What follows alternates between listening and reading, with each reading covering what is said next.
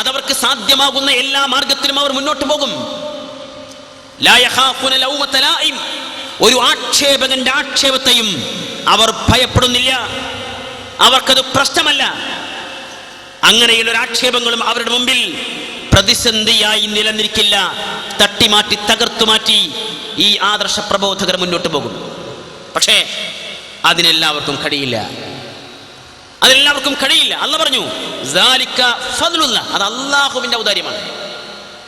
യുഅ്തിഹി മയ്യശാ, അവരുദ്ദേശിക്കുന്നവർക്ക് അത് നൽകും. അത് ലഭ്യമാകാൻ, അത് കിട്ടാൻ, ആ അനുഗ്രഹം സ്വീകരിച്ചുകൊണ്ട് ഈ ഗോതയിൽ മുന്നോട്ട് പോകാൻ ഉള്ള പ്രാർത്ഥനയാണ്, പ്രതീക്ഷയാണ് ഇവിടെ വന്നിരിക്കുന്ന ഓരോരുത്തർക്കും ഉള്ളത്, ഉണ്ടാവേണ്ടത്. അതുകൊണ്ട് ഞങ്ങൾ അടങ്ങിയിരിക്കില്ല. ഞങ്ങൾ ഇത് തുടരുകയാണ്. തുടങ്ങുകയല്ല, തുടരുകയാണ്. 4-5 വർഷങ്ങൾക്ക് മുമ്പ് മുജാഹിദ് പ്രസ്ഥാനത്തിന്റെ അഥവാ നവോത്ഥാന പ്രസ്ഥാനത്തിന്റെ പേരിൽ ചില അന്ധവിശ്വാസ കൂടാരങ്ങൾ രംഗത്ത് വന്നപ്പോ, അതിനുവേണ്ടി ചില ആളുകൾ പൗരോഹിത്യത്തിന്റെ പുതിയ വേഷം കെട്ടി രംഗത്ത് വന്നപ്പോ ഞങ്ങൾ അന്ന് ശ്രദ്ധയിൽപ്പെടുത്തി, ഇത് അപകടത്തിലേക്കാണ് പോക്ക്. ഉത്തരവാദപ്പെട്ട നേതാക്കന്മാരുടെയും പണ്ഡിതന്മാരുടെയും ശ്രദ്ധയിൽപ്പെടുത്തി, ഈ ആളുകൾ നിങ്ങൾ പിടിച്ചു കെട്ടിയില്ലെങ്കിൽ, ഇന്നു നിങ്ങൾക്ക് പിടിച്ചു കെട്ടാൻ കഴിഞ്ഞില്ലെങ്കിൽ നാളെ നിങ്ങളെ അവർ പിടിച്ചുകെട്ടും. അതാണ് സംഭവിച്ചത്. പുളിക്കരി നടന്നിരിക്കുന്ന അതിക്രൂരമായ മൃഗീയമായ പ്രാകൃത ചികിത്സ, ഖുർആൻ തെറാപ്പിയുടെ കൗൺസിലിംഗിന്റെ പേര് പറഞ്ഞുകൊണ്ട് ഒരു ചെറുപ്പക്കാരനെ കയ്യും കാലും കെട്ടി പൊതിരെ തല്ലുക എന്ന ചികിത്സ ഈ നാട്ടിൽ നടത്തിയിട്ട് ഉത്തരവാദപ്പെട്ട നേതാക്കന്മാരുടെ ശ്രദ്ധയിൽപ്പെടുത്തുമ്പോ അവർക്ക് സ്വന്തം വിരലുകടിക്കാനല്ലാതെ മറ്റൊന്നും ചെയ്യുവാൻ സാധിക്കാത്ത വിധം അവർ ഈ കെണിയിൽ അകപ്പെട്ടിരിക്കുന്നു എന്നാണ് ഇതിന്റെ സൂചന. ഞാൻ തുറന്നു പറയട്ടെ, അവരുടെ മനസ്സിൽ ഈ അന്ധവിശ്വാസങ്ങളുണ്ട് എന്ന് ഞാൻ വിശ്വസിക്കുന്നില്ല. ഉത്തരവാദപ്പെട്ട നേതാക്കന്മാർ ഈ അന്ധവിശ്വാസങ്ങൾ അനുകൂലിക്കുന്നു, അംഗീകരിക്കുന്നു എന്ന് ഞാൻ വിശ്വസിക്കുന്നില്ല. പക്ഷേ അവർക്ക് അതിനെതിരെ പ്രതികരിക്കുവാനുള്ള ശക്തിയും തന്റെ ഇടവും എവിടെയൊക്കെയോ ചോർന്നു പോയിരിക്കുന്നു, നഷ്ടപ്പെട്ടിരിക്കുന്നു. ഇതിന് ഒരുപാട് കാരണങ്ങളുണ്ട്. 1990-ന്റെ അവസാനത്തിൽ മുജാഹിദ് പ്രസ്ഥാനത്തിന്റെ പിളർപ്പ് ഉദ്ദേശിച്ചുകൊണ്ട് രംഗത്ത് വന്നിരിക്കുന്ന ആളുകൾ, അവർ അതിനുവേണ്ടി ഇറക്കുമതി ചെയ്തിരിക്കുന്ന കുറെ സംഗതികളുണ്ടല്ലോ. ഞങ്ങൾ അന്നേ ഉണർത്തിയിരുന്നു. വിദേശത്ത് നിന്ന്, അറബികളിൽ നിന്ന് ഇവിടുത്തെ സാമൂഹ്യക്ഷേമ പ്രവർത്തനങ്ങൾക്ക് വേണ്ടി, പള്ളി നിർമ്മാണങ്ങൾക്ക് വേണ്ടി, അനാഥാലയങ്ങൾക്ക് വേണ്ടി, വിദ്യാഭ്യാസ സ്ഥാപനങ്ങൾക്ക് വേണ്ടി നമുക്ക് പണം സ്വീകരിക്കാം, വിഭവ സമാഹരണം നടത്താം. നമ്മുടെയൊക്കെ നാട്ടിൽ മുമ്പൊരു പള്ളി ഉണ്ടാക്കുമ്പോൾ ആ പള്ളിയിലേക്ക് സംഭാവനയായി ഒരു വാതിലക്കട്ടിൽ അത് സംഭാവന ചെയ്ത മുസ്ലിം സഹോദരങ്ങൾ ഉണ്ടായിരുന്നു. ഒരു വാതിൽ പൊളി സംഭാവന ചെയ്തവരുണ്ടായിരുന്നു. 2 കല്ല് സംഭാവന ചെയ്തവരുണ്ടായിരുന്നു. ആ മുസ്ലിങ്ങളിൽ നമ്മൾ സ്വീകരിച്ചു. എന്നിട്ട് ആ പള്ളി നാം പടുത്തുയർത്തി അവിടെ പടച്ചവനെ മാത്രം ആരാധിക്കുവാനും പ്രാർത്ഥിക്കുവാനുമുള്ള സംവിധാനം ഒരുക്കി. എന്നാൽ അന്നൊന്നും അങ്ങനെയുള്ള ആരുടെയും ആദർശം നമ്മൾ സ്വീകരിച്ചിരുന്നില്ല. ആദർശം വിശുദ്ധ ഖുർആൻ, പ്രവാചക ചര്യ അവിടെ പരിമിതം. നമ്മൾ ഒരിക്കലും അങ്ങനെയുള്ള അവരുടെ മാർഗങ്ങൾ സ്വീകരിച്ചില്ല.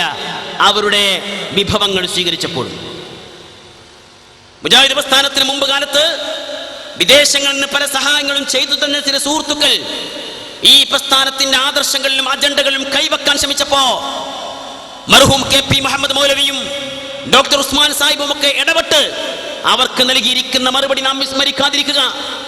അവർ പറഞ്ഞുവല്ലോ, ഞങ്ങൾ പറയുന്നത് നിങ്ങൾ പ്രാവർത്തികമാക്കാൻ ശ്രമിച്ചാൽ, ഞങ്ങൾ ചെയ്യുന്നത് പോലെ, ഞങ്ങൾ പറയുന്നത് പോലെ നിങ്ങൾ കാര്യങ്ങൾ മുന്നോട്ട് കൊണ്ടുപോയാൽ, നിങ്ങളുടെ അജണ്ടകൾ ഞങ്ങളുടെ താല്പര്യങ്ങൾക്കനുസരിച്ച് പുനഃക്രമീകരിക്കുവാൻ ശ്രമിച്ചാൽ, നിങ്ങളുടെ എല്ലാ ദൗത്യങ്ങളും എല്ലാ സംവിധാനങ്ങളും ഉയർത്തിക്കൊണ്ടുവരാൻ, വളർത്തിക്കൊണ്ടുവരുവാൻ ആവശ്യമായ സാമ്പത്തികമായ മുഴുവൻ സ്രോതസ്സും നിങ്ങളിലേക്ക് ഒഴുക്കാം എന്നവർ വാഗ്ദാനം ചെയ്തിരുന്നു.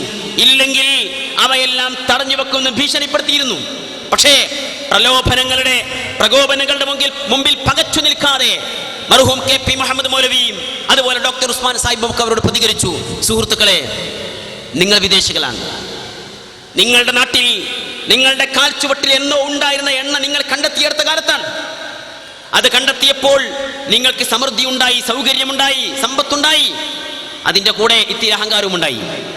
എന്നാൽ അതൊക്കെ കണ്ടെത്തുന്ന മുമ്പ് ഞങ്ങൾ ഈ നാട്ടിൽ ഇസ്ലാഹി പ്രബോധനം ആരംഭിച്ചിട്ടുണ്ട്. ഞങ്ങളുടെ ഭാര്യമാർ, കുട്ടികൾ കുട്ടികൾക്ക് ഭക്ഷണം കൊടുക്കുവാൻ അരി എടുക്കുമ്പോ അതിൽ നിന്ന് ഒരു ഭാഗം എടുത്തു വെച്ച് അത് മാസാമാസങ്ങളിൽ തൂക്കി വിറ്റ് ആ പണം കൊണ്ട് പള്ളികളും മദ്രസകളും സ്ഥാപനങ്ങളും വിദ്യാഭ്യാസ സംവിധാനങ്ങളും നടത്തിപ്പോന്നവരാണ് ഞങ്ങൾ. നിങ്ങൾ ഞങ്ങളെ സഹായിച്ചാൽ നിങ്ങൾക്ക് പരലോകത്തിന് ഉപകാരം ലഭിക്കുമെന്നല്ലാതെ നിങ്ങളത് പിൻവലിച്ചത് കൊണ്ട് ഈ പ്രസ്ഥാനത്തിന്റെ പ്രവർത്തനങ്ങൾ, അജണ്ടകൾ ഒന്നും കൊഴിഞ്ഞു വീഴാൻ പോകുന്നില്ല, തകർന്നു പോകാൻ പോകുന്നില്ല, ഒന്നും മാറ്റിവെക്കാൻ പോകുന്നില്ല. ഈ പ്രസ്ഥാനം അതിന്റെ ദൗത്യം നിർവഹിച്ച് മുന്നോട്ട് പോകും, പടച്ചവനിൽ ഫലമേൽപ്പിച്ചുകൊണ്ട്. നിങ്ങൾക്ക് പോകാമെന്നാണ് പറഞ്ഞത്. അത് പറയാൻ അന്ന് ചങ്കൂറ്റം കാണിച്ച KP-യും ഡോക്ടർ ഉസ്മാൻ സാഹിബും ഒക്കെ മരണപ്പെട്ടു പോയി. എന്നാൽ 1990 അവസാനത്തിൽ ഈ പ്രസ്ഥാനത്തിന് സഹായ വാഗ്ദാനമായി രംഗത്ത് വന്നിരിക്കുന്ന ചില ആളുകൾ ഞങ്ങൾ അന്നേ പറഞ്ഞു, ഈ സഹായ വാഗ്ദാനങ്ങളുടെ പിന്നിൽ ചില ഒളിയ അജണ്ടകളുണ്ട്.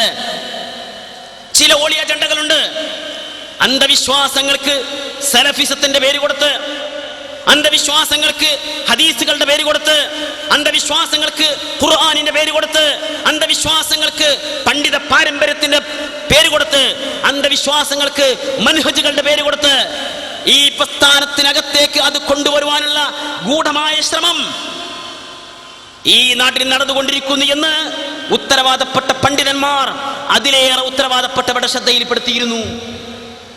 അന്ന് അവർക്കതിന് ചെവി കൊടുക്കാൻ കഴിഞ്ഞില്ല, അവർക്കത് ശ്രദ്ധിക്കാൻ കഴിഞ്ഞില്ല. ഞാൻ അവരെ കുറ്റപ്പെടുന്നില്ല.